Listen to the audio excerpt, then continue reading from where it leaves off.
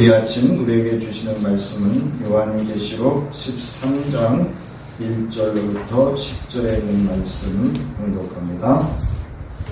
내가 보니 바다에서 한 짐승이 나오는데 뿔이 10이요 머리가 7이라.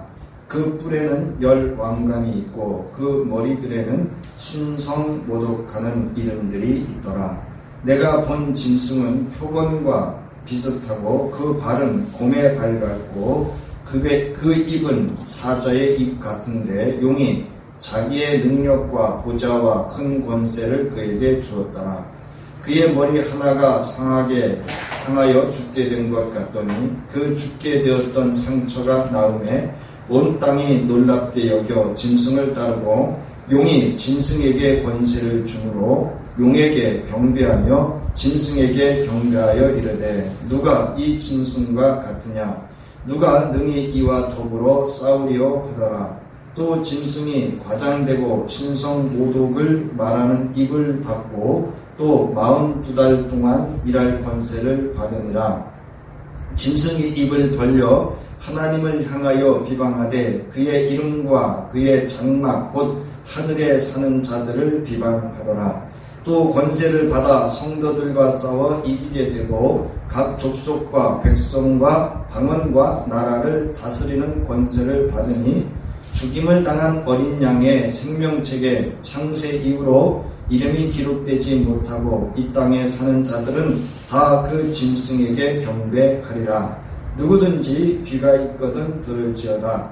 사로잡힐 자는 사로잡혀 갈 것이요 칼에 죽을 자는 마땅히 칼에 죽을 것이니 성도들의 인내와 믿음이 여기 있느니라. 이제 오늘부터 요한계시록 13장 1절로부터 18절의 말씀을 살펴볼 텐데요. 오늘은 13장 1절로부터 2절의 말씀을 살펴보도록 하겠습니다. 13장 1절로부터 28절의 큰 주제죠. 대주제는 오늘 읽었던 10절의 말씀을 보면 성도들의 인내와 믿음이 여기 있느니라 라는 그 말씀이 오늘 13장의 대주제다 이렇게 할 수가 있습니다.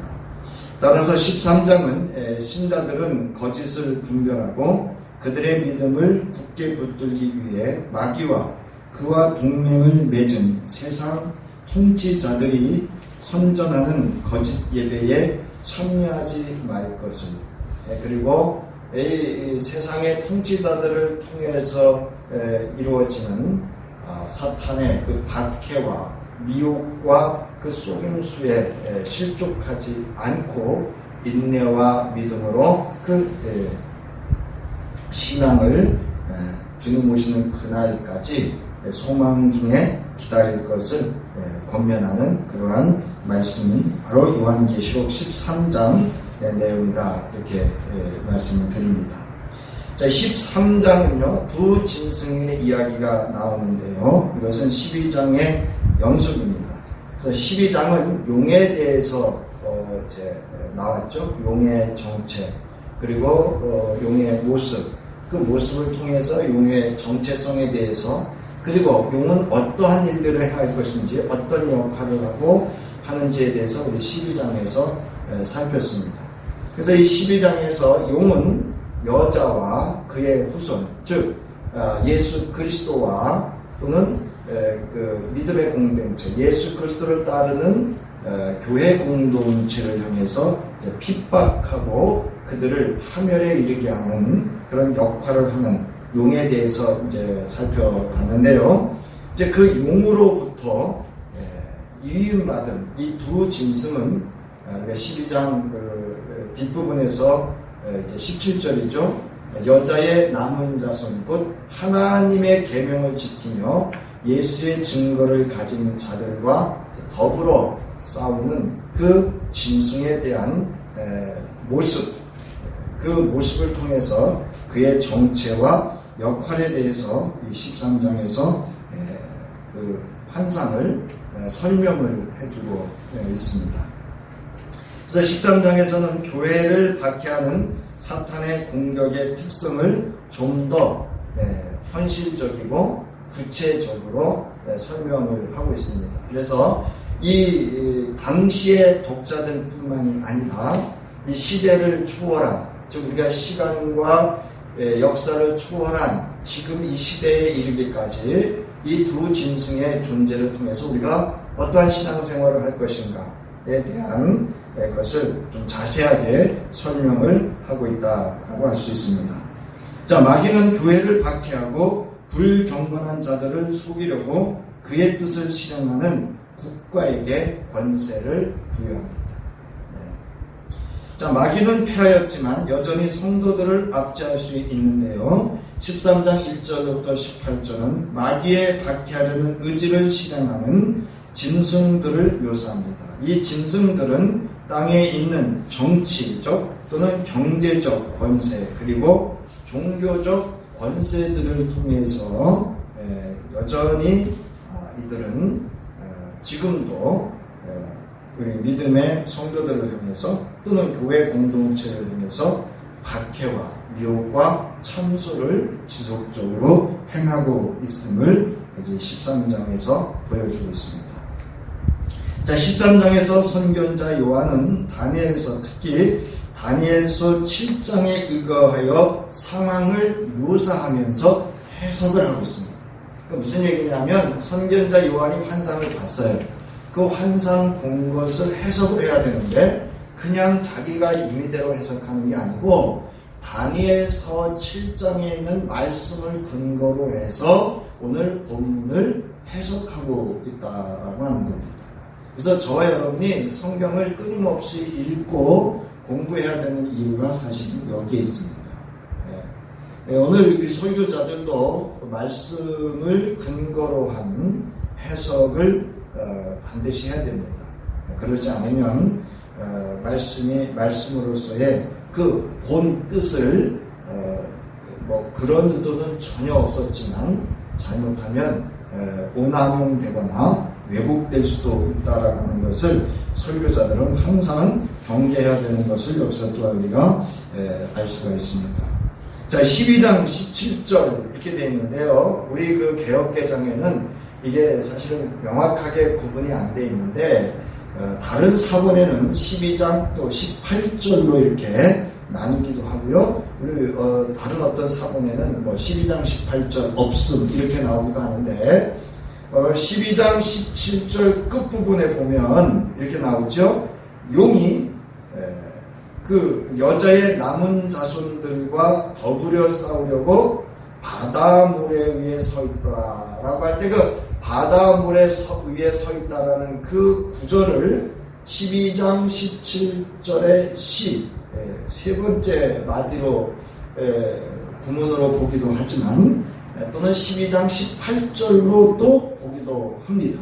그런 건 중요하지 않습니다만은 그래서 거기 보면 제가 이렇게 가로 해놓고 18을 이렇게 써놓은 것은 그거를 그렇게 다른 사본에는 이렇게 합치기도 하고 구분해 놓기도 했다라는 것인데요. 따라서 이 바다 모래 위에 있다라고 하는 것은 13장의 서론이라는 겁니다. 그래서 13장 1절로부터 10절에서는 첫 번째 짐승에 대해서 소개를 하고 있고요. 11절부터 18절은 두 번째 짐승에 대해서 소개를 하고 있습니다. 먼저 첫 번째 1절로부터 10절은 1절로부터 4절은 짐승의 일반적인 특징, 그러니까 정체성에 대해서 기록을 하고 있고요. 5절로부터 10절은 이러한 짐승의 사역에 대해서 구체적으로 설명을 하고 있습니다. 그래서 우리가 이 시대에 정말 우리 현장에서 일어나고 있는 이 당시 이 요한계시록의 독자들이나 오늘 이 시대의 성도들에게 있어서 우리가 구체적으로 우리의 신앙과 삶에서 어떻게 우리의 신앙의 삶을 자세를 가질 것인가를 우리가 교훈 삼을 수 있는 그런 좋은 은혜가 되는 그런 말씀이 오늘 13장에 주어져 있습니다. 자, 용이 바다 모래 위에 섰더라라는 이 말씀은 용은 그의 뜻을 땅에서 실행할 조력자를 필요로 했기 때문에 그를 불러내려고 이제 그를 기다리는 길 위에서 바다 모래 위에 자리를 잡았다라는 겁니다. 그래서 용은 13장 1절로부터 10절에 묘사된 바다에서 나오는 짐승의 등장을 기다리기 위해 또는 그를 호출하기 위해서 바다 모래 위에 서 있다라는 의미가 바로 12장 17절 끝부분에 있는 바다 모래 위에 서 있다라는 그런 말씀의 의미입니다. 왜냐하면 용은 아들과 여자와의 싸움에서 이제 패배하고 말았죠. 그래서 우리가 12장을 보면 우리가 이제 예수 그리스도 안에서 우리가 용의 존재를 두려워하지 않을 것은 바로 그 용과의 전쟁에서 승리하신 분은 예수 그리스도의 십자가와 부활과 승천과 다시 오심이라고 하는 바로 그 사건을 통해서 승리하셨다는 거죠. 그래서 우리가 잘 알듯이 이제 용은 하늘에서 미가엘과의 전쟁에서 패해서 하늘로부터 이제 쫓겨났고요. 여자, 그 하나님의 교회 공동체죠. 예수 그리스도를 따르는 공동체를 이제 핍박하고 파멸하려고 했지만 하나님께서 광야에 자기 예비하신 곳으로 독수리의 날개에 언증같이 그들을 지키시고 보호하시고 양육하시면서 그들을 인도하시고 함께 하셨기 때문에 파하지 못하고 결국은 패하게 됩니다. 근데 이제 여자의 남은 자손, 이게 무슨 얘기냐면 우리 성도들 각각을 의미합니다. 우리 성도들 각각을 이제 향해서 최후의 일전을 준비하는 겁니다. 자, 용은 이를 위해서 동역이라는 뜻을 중요해요. 조력자가 필요했고요. 즉 자신을 위해 싸움을 대신 수행할 수 있는 대행자가 이 땅에서 필요했던 겁니다. 따라서 용이 바다물에 위에 서 있게 된 것은 바로 바다로부터 동역할 사자와 사자의 등장을 예고하는 것이며 13장에서 용이 그의 부하들을 통해 실제로 실행하게 됨을 보여주고 있습니다. 그래서 이 바다 모래 위에 서 있다라고 하는 것은 12장에 이어서 13장의 새로운 환상을 통해서 이 땅에서 성도들, 여자의 남은 자손들을 통해서 이루어질 영적 전투에 관해서 세세하게 구체적으로 보여주고 있습니다. 자, 내가 보니 선견자 요한이 또 다른 환상을 의미합니다. 그래서 이 13장 1절에 내가 본다라고 하는 이 환상은 12장에 있는 환상 이후에 발생하는 환상을 선견자 요한이 새로운 환상을 소개하는 것입니다. 우리 이제 성경에는 본문에는 없습니다만은 13장 1절에 보면 처음에 접속사 카이라고 하는 접속사 그리고라고 하는 접속사가 있습니다. 따라서 이 12장의 환상이 또 다른 환상이었고 이제 13장의 환상은 새로운 이후에 발생하는 환상을 소개하고 있는 것을 나타내고 있습니다. 자, 이 선견자 요한이 본 환상은요, 이제 바다에서 한 짐승이 나오는 환상을 보게 됩니다. 자, 짐승은 바다에서 출현하는데요. 이 짐승의 출현은 다니엘서 7장 2절로부터 3절의 바다에서 나온 네 큰 짐승의 출현의 패턴을 연상하게 하는 겁니다. 그러니까 선견자 요한이 환상을 보고 이거를 독자들에게 해석해 주기 위해서 다니엘서 7장 2절로부터 3절의 배경을 통해서 이제 해석을 설명을 하고 있는 겁니다. 그래서 다니엘서 7장 2절부터 3절에 보면 다니엘이 진술하여 이르되 자신이 본 환상을 이제 하나님의 지혜에 따라서 보는 것을 말하고 해석하는 것을 의미합니다. 내가 밤에 환상을 보았는데 하늘에 네 바람이 큰 바다로 몰려 불더니 큰 짐승 넷이 바다에서 나왔는데 그 모양이 각각 다르더라. 이렇게 나옵니다. 자, 큰이라고 하는 표현은 이제 초월적인 거라고 말씀을 드렸죠. 인간의 능력을 벗어난 그러한 것들을 표현할 때 성서에서 큰이라고 하는 그런 표현을 쓴다 이렇게 말씀을 드렸어요. 자, 다니엘서 7장 3절에 보면 짐승에 관사가 없습니다. 이 관사가 없는 것은 이 짐승이 독자들에게 알려지지 않은 존재라는 겁니다. 그러니까 오늘 13장에 두 짐승이 나타나는데 사실은 독자들은 알 수 없는 존재라고 하는 것을 이 저자가 알 수 없는 존재라는 것을 추정해서 표현했다라고 하는 것을 알 수가 있습니다. 또한 최종 편집자가 바다를 무저갱으로 이해했다는 것도 여기서 알 수가 있습니다. 무저갱은 여러분이 아시겠지만 여기는 사탄이 거처하는 곳이고 이제 마지막 때에 어떻게 되죠? 무저갱의 이 사탄이 궁극적으로는 갇히고 심판을 받게 되는 것을 볼 수가 있습니다.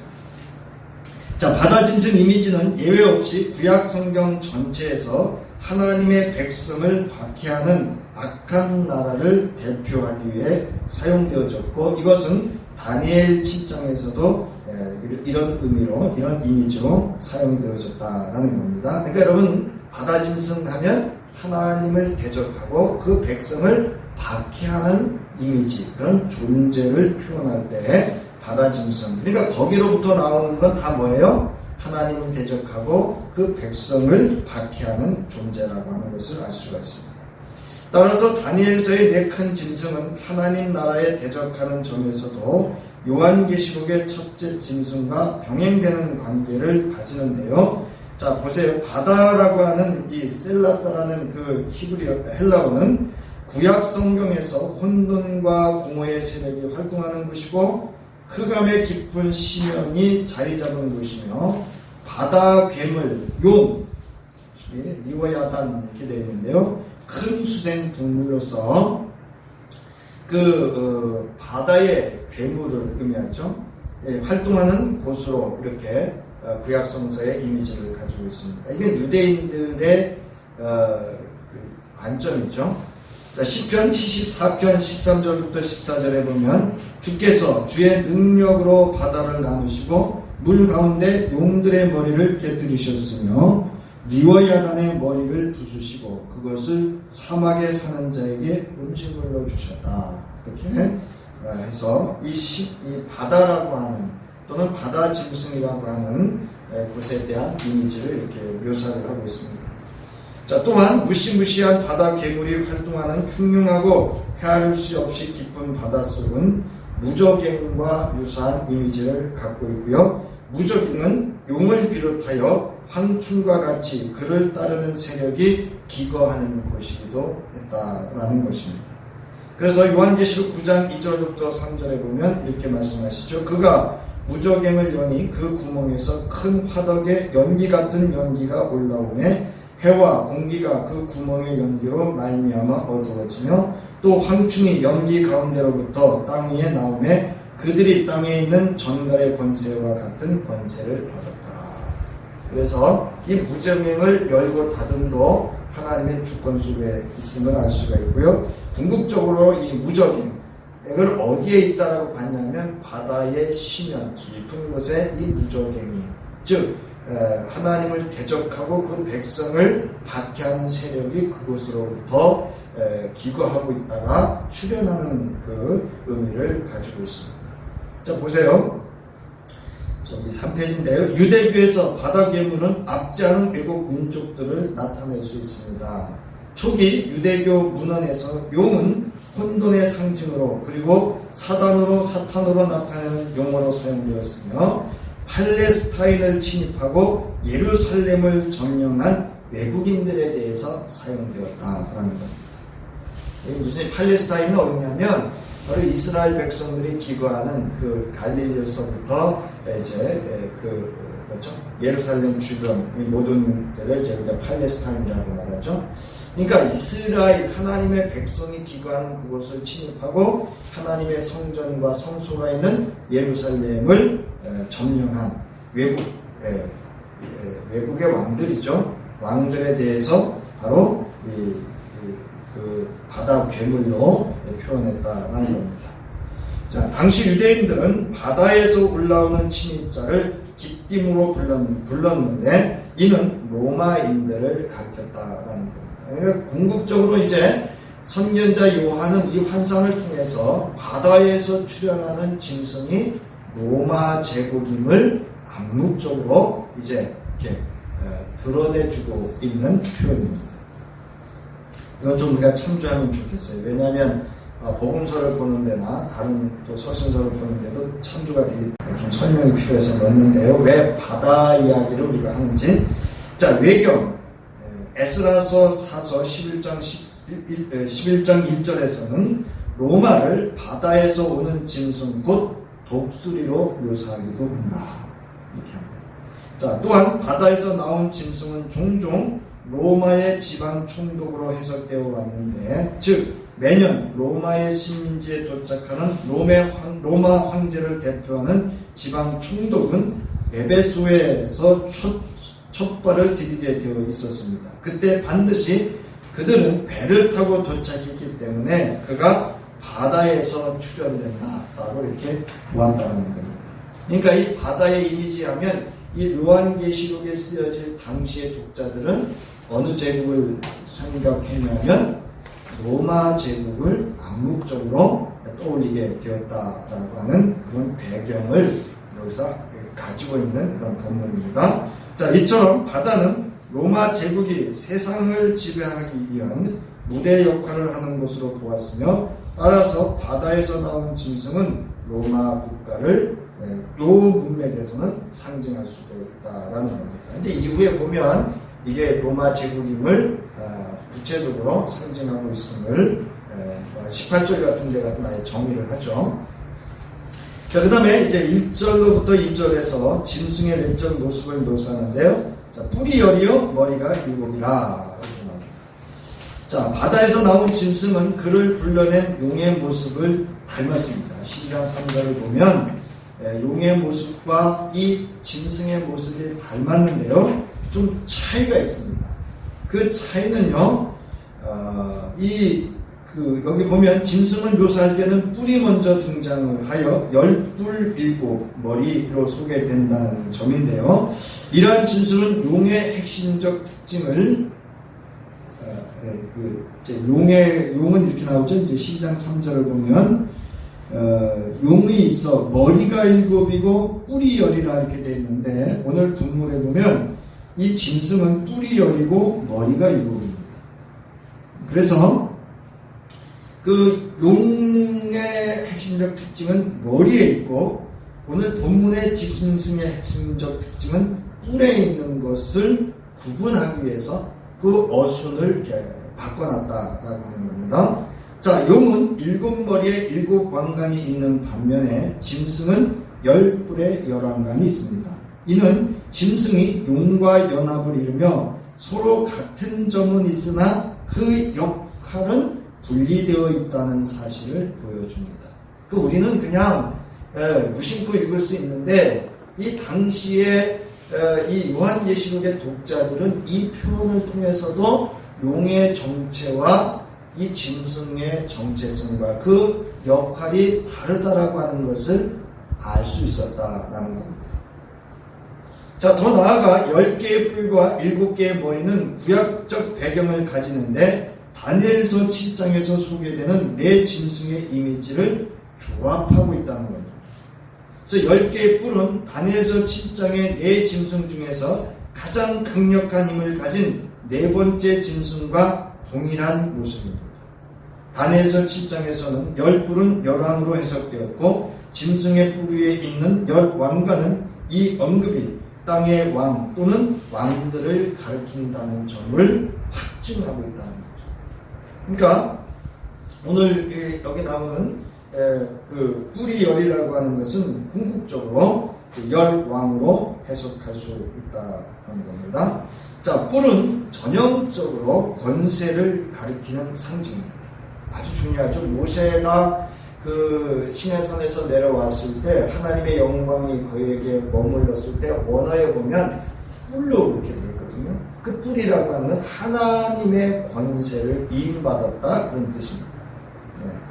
자, 뿔은 비유적으로 용기나 왕구를 의미하며 고대 종교에서 뿔은 신의 힘이나 인간의 힘을 상징하고 있다라는 겁니다. 여러분 이런 거는 꼭 기억해 두시면 성서를 보시는데 많은 도움이 되실 겁니다. 뿔은 뭐를 상징한다고요?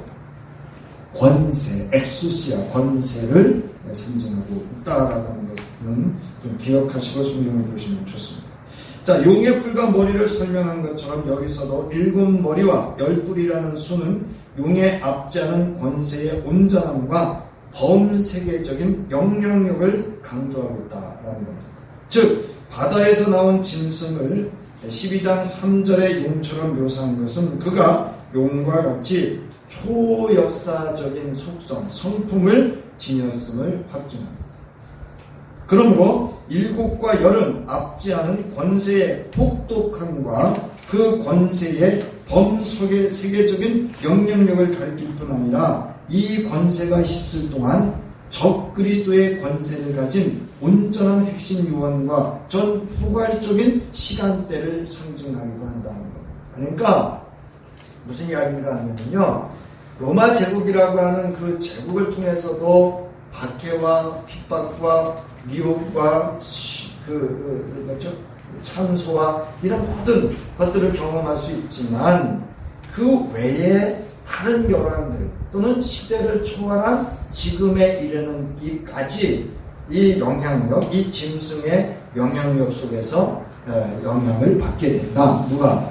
여자의 남자손들, 성도 각각이 그렇게 된다.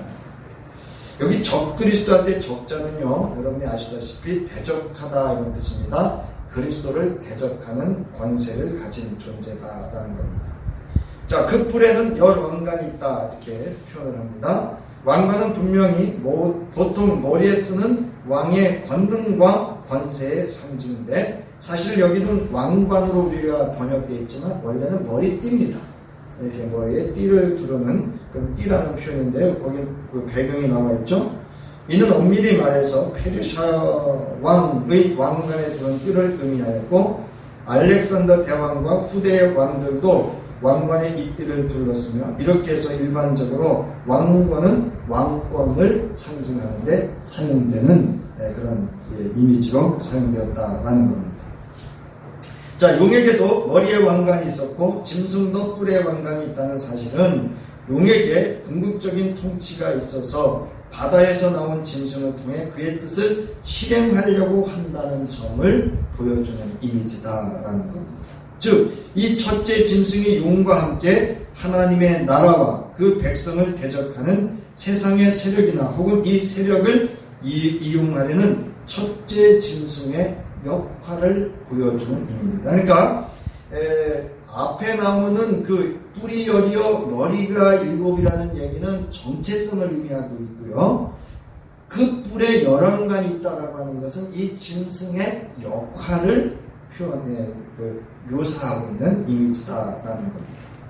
자, 또한 왕관은 바다에서 나온 짐승이 많은 관들을 쓴 만왕의 왕이요 만주의 주이신 참된 통치자를 대적하면서 자신이 주권과 보편적인 권세를 지녔다고 거짓 주장하는 것을 상징한다, 모방한다는 거겠죠. 네, 이거 여러분 주목하셔야 돼요. 그러니까 이 짐승이 마치 그리스도처럼 위장하고, 그러니까 모방하고 위장하고 있다, 그런 의미를 가지고 표현하고 있는 그런 상징적인 의미입니다. 그것은 이제 요한계시록 우리가 이제 공부를 안 해서 그런데 19장 12절부터 16절에 보면 우리 함께 읽겠습니다. 시작.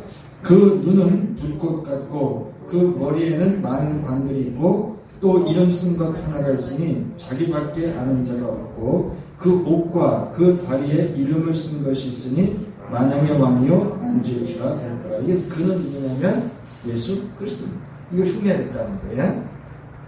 자, 이 유사성에는 짐승과 그리스도를 대조하려는 의도가 보인다라는 거죠. 그러니까 적그리스도, 그러니까 대적하는 그리스도가 마치 이 땅의 그리스도처럼 이렇게 예수 그리스도를 모방하고 그 유사성을 가지고 있음을 또한 이렇게 암묵적으로 여기에 담고 있는 표현이다라는 겁니다. 자, 그런데 그 뿔에 열 왕관이 있고 그 머리들에는 신성 모독하는 이름들이 있더라라는 겁니다. 자, 원래는 이 신성 모독이라고 하는 단어는요, 참남하다 이런 표현이거든요. 유대인들의 용어입니다.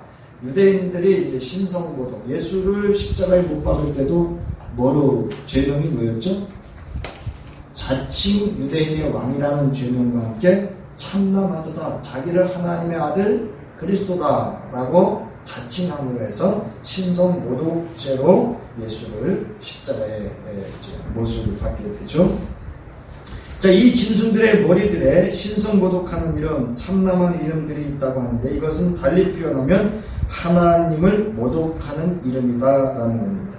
이는 첫 번째 짐승이 본질적으로 하나님을 모독하는 속성을 가지고 있음을 의미합니다. 그러니까 이 첫 번째 짐승의 첫 번째 역할이 뭐냐, 그 속성과 역할이 뭐냐면 하나님의 이름을 모독하는 그런 존재라는 겁니다. 자, 이것도 역시 다니엘서 7장 6페이지인데요. 7장 25절에서 지극히 높으신 자를 대적하며 라는 말씀을 배경으로 주어지는데 이는 지극히 높으신 자를 대적하여 말한다라고 할 수 있습니다. 이는 하나님을 모독하는 언행을 가리킵니다. 저기 이제 신성모독이라고 하는 그 헬러가 나오죠. 블라스페미아라는 단어인데요. 비방하다, 중상하다, 모독하다 또는 비방하는 말로서 신성 모독적인 언사를 의미합니다. 그래서 블라스페미아는 상해를 입히다, 다치게 하다라는 뜻의 동사 블라프와 보고, 명성, 소문이라는 뜻의 해의 합성어로 명성에 해를 가하는 것을 의미합니다. 이런 뜻입니다. 하나님의 명성에 해를 입히는 것. 이것을 의미하는 단어가 신성모독이라는 단어입니다. 여러분 꼭 기억해 보셔야 돼요. 이런 신성모독, 이게 뭔가 이렇게 때. 즉, 짐승은 머리가 7이었는데 다양한 신의 모습으로 출현해 구원자로 자처하며 신성모독을 일삼고 있다. 이런 뜻입니다. 여러분 구색이 많죠? 이거는 제가 이제 말씀을 준비하다가 저에게 이제 말씀이 떠올라서 출애굽기 20장 7절에 보면 너는 내 하나님 여호와의 이름을 망령되게 부르지 말라. 여호와는 그의 이름을 망령되게 부르는 자를 죄 없다 하지 아니하리라. 이 망령되다라는 그 뜻인데요. 이 단어가 샤우라고 하는 히브리어인데요.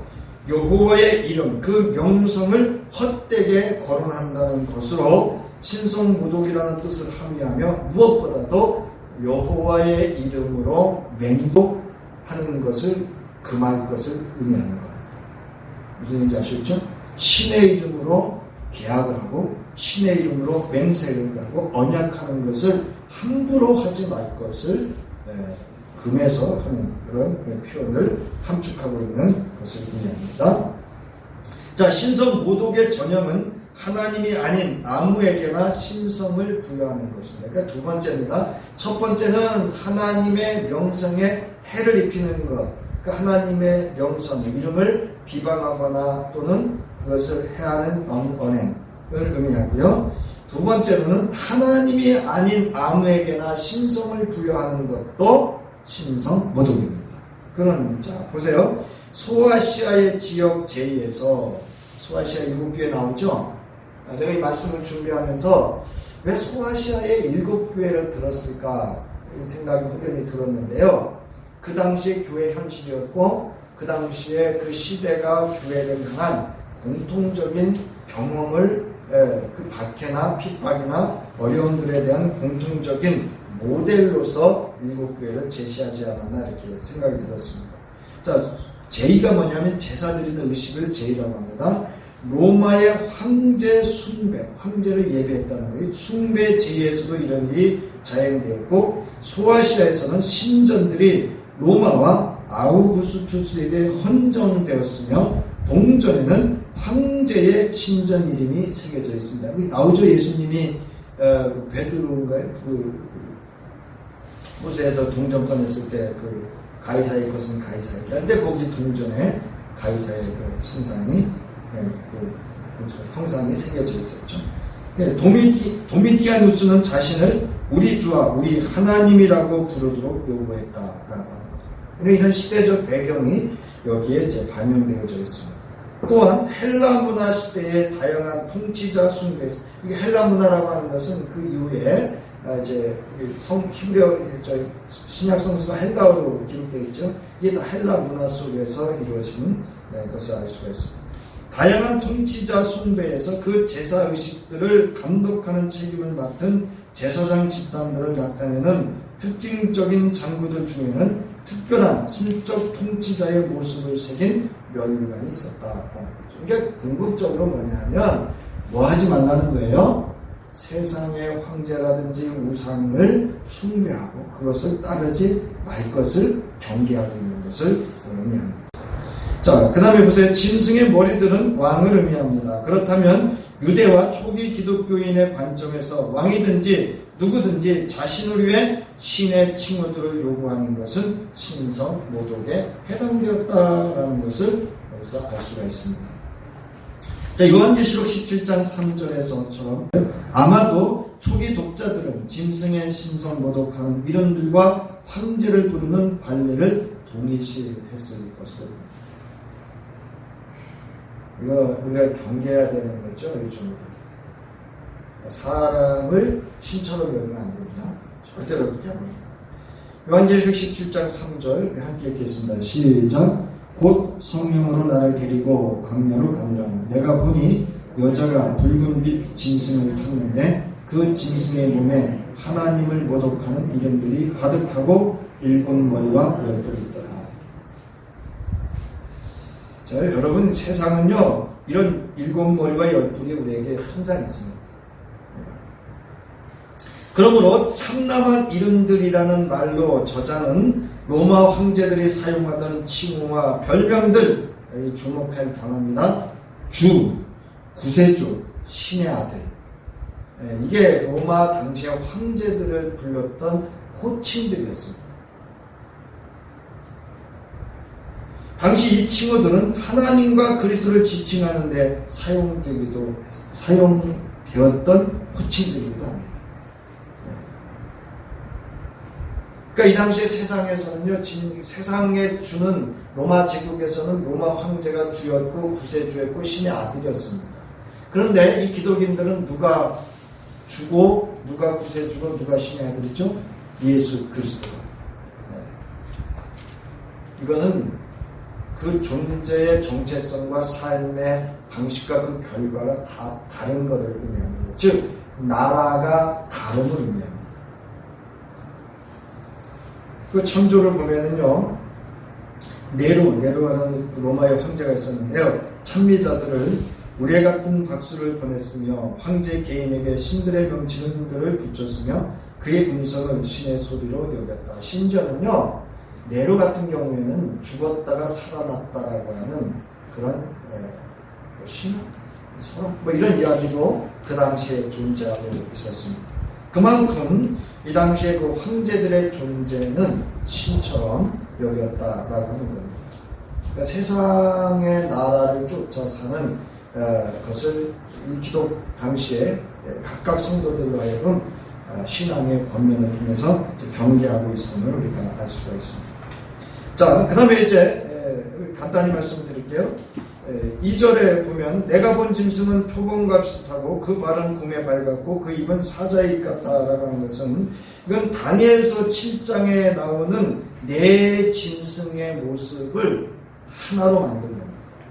그래서 이 하나로 만들었다고 하는 것은 이 짐승의 특징이 아주 강력하다라고 하는 것을 아주 강조해서 그 이미지를 묘사하고 있는 것을 알 수가 있습니다. 그러니까 선교자 요한이 환상을 봤어요. 이 짐승을 봤는데 어떻게 표현을 하냐면 다니엘서에 나와 있는 네 짐승의 이미지가 하나로 표현되어질 존재로 표현하고 있다라고 하는 겁니다. 그래서 이것은 거기 나오죠. 이는 요한계시록이 기록될 당시 세계 최강의 제국을 이룬 로마 제국을 암묵적으로 이제 드러내고 있는 선교연자 요한의 해석을 우리가 해석으로 볼 수가 있습니다. 자, 우리 8페이지요. 쭉 이제 8페이지 보시면서 밑에서 보면 밑에서 그 5번째. 따라서 이제 구약 성경에서 바다 짐승은 앞지 않은 나라뿐만 아니라 여러 나라들을 배후에 있고 차례로 등장하는 세상 제국에 나타나는 악한 영적 제도도 상징을 합니다. 그러니까 나라도 상징을 하고 그 나라들이 했던 제도도 함께 표현을 하고 있는 것을 알 수가 있습니다.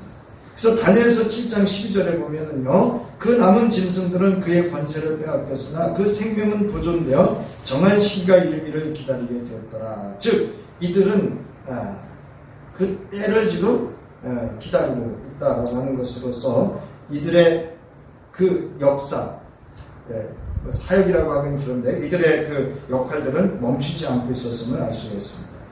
자, 사탄의 사악함은 거기 나오죠. 아수르, 이집트, 애굽이죠. 바벨론, 바사, 헬라 다 제국들입니다. 소돔, 로마 등 여러 나라를 통해 표현됐습니다. 이러한 악의 세계는 미래의 세상 나라에서도 계속될 것이며 이 땅의 경제적, 사회적, 종교적 구조에서도 그 악을 표출할 능력이 있습니다. 여러분, 이 시대의 가장 강력한 제국은 뭐죠? G2라고 하는 미국과 중국인가요? 아니죠.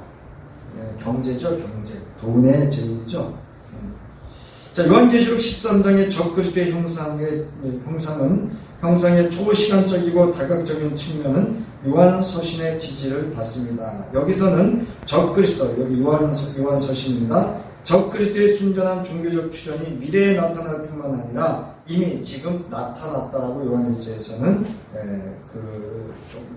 요한일서를 통해서 사도 요한이 경계하는 걸 볼 수가 있거든요. 그러나 그 내용은 조금 차이가 있습니다. 자, 요한계시록 2장 9절에 의하면 9페이지 종교제도를 전적으로 사용하는 능력이 짐승에게 있다는 것이 분명합니다. 이게 우리가 주목해야 될 표현입니다. 왜냐하면 이 당시에 여러분 기독교를 핍박한 그 대상이요, 로마 제국이라고 하는 그런 그 강력한 제국도 있었지만 정말 그 기독교인들을 핍박했던 사람들은 유대인들이에요. 나오죠? 요한계시록 2장 9절에 보면 내가 내 환난과 궁핍을 알거니와 실상은 내가 부유한 자니라. 자칭 유대인이라 하는 자들의 비방도 알거니와 실상은 유대인이 아니요 사탄의 회당이라. 여러분, 믿는 자를 유혹하고 넘어뜨리는 게 여러분 세상 사람인가요? 아니면 우리 울타리 안에 갇혀 있나요? 우리 울타리 안에 갇혀 있을 확률이 더 높습니다. 여러분, 누구든지 세상 나가서 우리와 다른 것은 금방 구분해요. 그런데 우리와 비슷한 것을 구분하는 건 쉽지 않습니다. 여러분 보세요. 우리가 말하는 이단자들이 세상 나가서 포교를 하던가요? 아니면 교회를 향해서 포교를 하던가요? 우리가 이제 그런 데서 오늘 본문과도 우리 연계해서 알 수가 있습니다. 자, 어쨌든 이 짐승의 이 아주 흉악한 그 모습은 다니엘서의 네 짐승의 모습을 혼합해서 아주 강력하게 그 당시에 기독 공동체를 핍박하고 박해하면서 사회적으로나 경제적뿐 아니라 종교적으로도 강력한 박해가 핍박이 들어올 것이라고 하는 것을 보여주고 있는 표현입니다. 자, 그러면서 용이 자기의 능력과 보좌와 큰 권세를 그에게 주었더라. 그래서 이 짐승과 용의 관계를 알려주며 즉위식 장면을 통해서 용이 하고자 하는 역할을 이 짐승이 대리하고 있다, 위임받았다라고 하는 것을 보여주고 있습니다.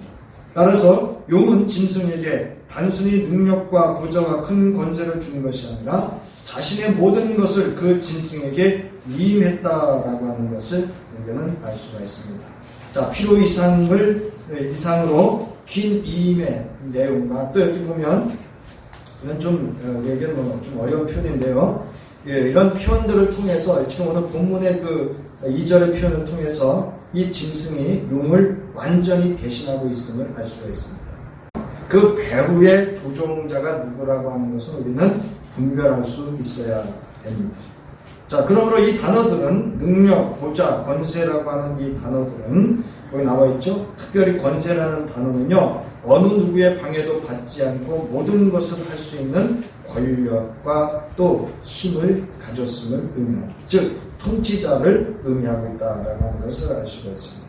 이는 참 하나님을 부인하고 그럼으로써 국가를 향한 하나님의 본래 의도를 왜곡하는 능력입니다. 그러므로 통치자들은 짐승과 같은 통치자, 당시의 통치자들을 특히 로마의 황제를 경계해서 표현하고 있는 것을 우리가 알 수가 있습니다. 자, 그래서 우리가 이제 교훈과 적용으로 좀 살펴볼 것은 이 첫 번째 짐승의 정체는요, 거기 나왔죠? 그리스도를 모방하고 속이는 자임을 우리가 알 수가 있고요. 두 번째로는 하나님을 비방하고 회방하는 세력이다라고 하는 겁니다. 그리고 이들은 세상을 지배할 수 있는 권세를 가진 존재다라고 하는 것을 우리가 분별하고 기억하고 그런 말미암아서 이제 이 짐승의 정체성과 그 역할을 알므로 해서 우리의 신앙을 어떻게 해야 돼요? 더욱 견고하게 하고 우리가 영적 분별력으로 이들과의 전투에서 승리할 수 있다라는 겁니다. 그래서 에베소서 6장 10절부터 13절에 나와 있죠. 우리의 씨름은 혈과 육을 상대하는 것이 아니요 통치자들과 권세들과 이 어둠의 세상 주관자들과 하늘에 있는 악의 영들을 상대합니다. 그래서 바울은 우리를 하여금 뭐라고요? 하나님의 전신갑주를 취하라. 그래서 그 전신갑주에 필요한 게 다 뭐냐면 믿음이고요, 기도고요, 복음을 전하는 일이고요, 우리의 신앙의 모든 것이 하나님의 전신갑주를 취하는데 가장 중요한 건 뭐죠? 하나님의 성령의 검, 하나님의 말씀으로 승리하는 겁니다. 이 한 주도 여러분, 그래서 많은 내용이에요. 그래서 제가 이제 이번 휴가 때도 그런 얘기 들었어요. 많은 내용을 전달하시느냐고 애를 쓰시는데 좀 쉽게 말씀해 주시면 좋겠다 이런 얘기를 하는데 오늘 1, 2절은 조금 좀 어렵습니다. 저도 좀 어렵게 준비를 했는데요. 이제 3절부터는 이 짐승이 어떤 역할을 할 것인지를 아마 좀 이렇게 재밌다는 표현은 그렇고요. 우리의 실생활에 적용하는데 유익함이 될 그러한 내용들을 보여주고 있습니다. 우리 한 주도 하나님의 말씀, 여러분의 신앙을 견고하게 하시고 인내와 믿음으로 승리하는 한 주 되시기를 주님의 이름으로 축원합니다. 이제는 온 우주 만물의 구세주이시고 우리의 진정한 왕이시고 우리의 참된 주이신 하나님의 아들 우리 주 예수 그리스도의 구속의 은혜와 우리를 사랑하시되 끝까지 사랑하셔서 독생자 예수를 십자가에 내어주시고 부활하게 하시고 이 땅에 다시 오게 하실 절대적인 주권자 하나님의 무한하신 사랑하심과 우리가 이 세상을 분별하고 능히 이길 수 있도록 우리의 지혜가 되어주시고 도우시고 함께 하시는 성령의 감동감화 역사하심이 이제 이 세상의 어둠의 주권자들과 우리의 삶의 속에서 살아가는 현장 속에서 승리하기를 결단하며 돌아가는 저희들 위에와 저들의 가정과 기업과 자녀와 모든 삶 속에 이제로부터 영원히 함께 하시기를 간절히 축원하옵나이다.